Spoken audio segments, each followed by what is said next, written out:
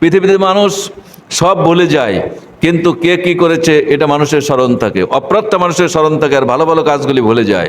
অপরাধটা আল্লাহ রাব্বুল আলামিন এজন্য স্মরণে রাখেন যে সে যেন আল্লাহর কাছে লজ্জিত হতে পারে, তওবা করতে পারে, মাপ চেতে পারে। এজন্য আল্লাহ রাব্বুল আলামিন বান্দাকে এই সুযোগটি দিয়ে রাখেন। সুবহানাল্লাহ। যখন এরা ক্ষমতায় থাকে না, তখন তাদের পিঠের সাথে থাকলেও যখন তারা ক্ষমতায় এসে যায়, চাঁদাবাজি যখন শুরু করে দেয়, ছিনতাই যখন শুরু করে দেয়, রাজধানী যখন শুরু করে দেয়, তখন তারা এত ফিলিত হতে থাকে, এত ফুলতে থাকে যে পেয়াডের ধাক্কায় দরজা খুলে যায়, হাত দিয়ে দরজা খোলার প্রয়োজন হয় না। ঠিক কিনা? দেখেছেন কিনা? ক্ষুধার যন্ত্রণা জাতির পেটের চামড়া পিঠের সাথে লেগে গেল, এদের দেহকর্মশ ফিলিত হতে থাকে। এদের লজ্জা অনুভূতি এতটা নিম্ন স্তরে নেমে যায় যে বিভিন্ন নারীর সাথে তাদের অবৈধ সম্পর্কের কথা সদম্বে প্রচার মাধ্যমে ঘোষণা করতেও এসব লজ্জাহীনের দল দ্বিধাবোধ করে না। চরিত্রহীনা নারী ব্রিটেনের প্রেসিডেন্ট ডায়না অবৈধ সন্তান গর্ভে নিয়ে দুর্ঘটনায় মৃত্যুবরণ করার পরে লজ্জার পরিবর্তে এই শ্রেণীর মানুষগুলো শোকাহত হয়ে পড়েছিল।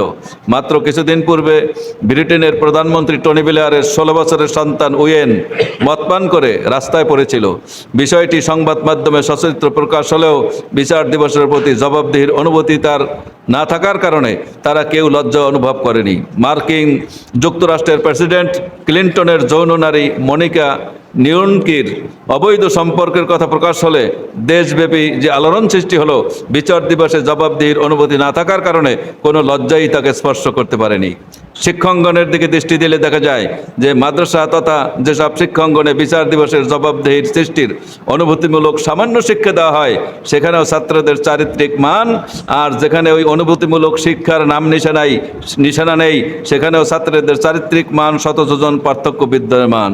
দেশের সন্ত্রাসী, ছিনতাইকারী, চাঁদাবাজ, চোর, ডাকাত, আত্মসৎকারী, নারী ধর্ষকের তালিকা প্রায় থানাতেই রয়েছে।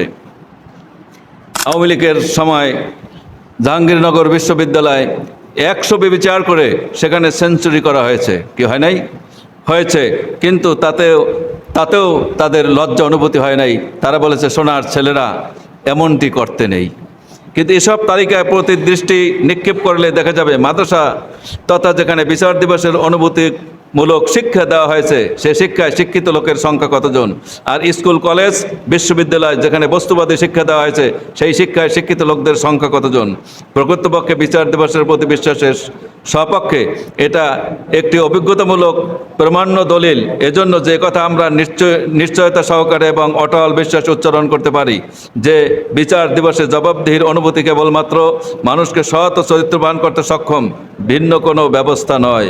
মানুষের চরিত্র পৃথিবীর কোনো আইন দিয়েই সংশোধন করা যেতে পারে না।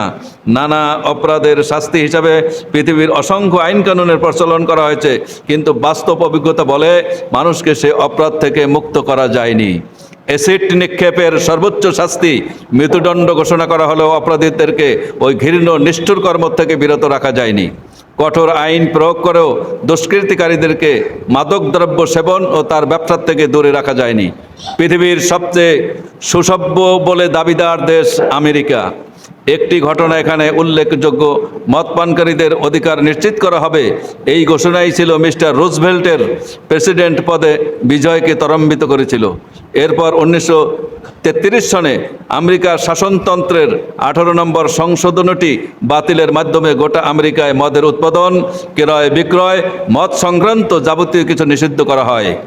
মদপান থেকে জাতিকে মুক্ত করার লক্ষ্যে 18 নম্বর সংশোধনীটি বাতিল করার বেশ কয়েক বছর পূর্ব থেকেই অ্যান্টি সেলুন লীগ নামক একটি সংস্থা মদের অপকারিতা সম্পর্কে আধুনিক যুগের যাবতীয় সহযোগিতা গ্রহণ করে প্রচার চালিয়েছিল।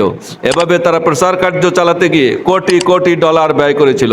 মদের অপকারিতা সম্পর্কে যতগুলো বই পুস্তক প্রকাশ করা হয়েছিল তার মোট পৃষ্ঠার সংখ্যা প্রায় 9 কোটির মতো। কত কোটি?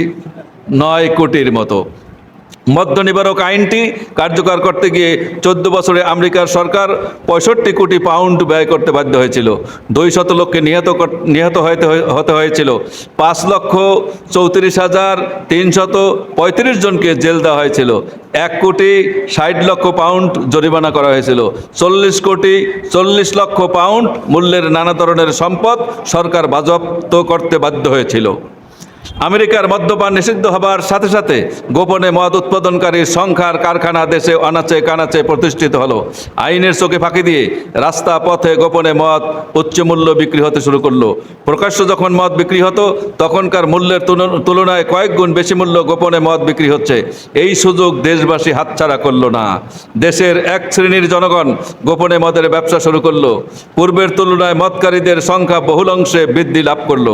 পূর্বে যেখানে বৈধ মদের বিপণন কেন্দ্র ছিল গোটা আমেরিকায় 400, আর মদ নিষিদ্ধ হবার পরে গোপন বিপণন কেন্দ্রের সংখ্যা ছিল অগণিত।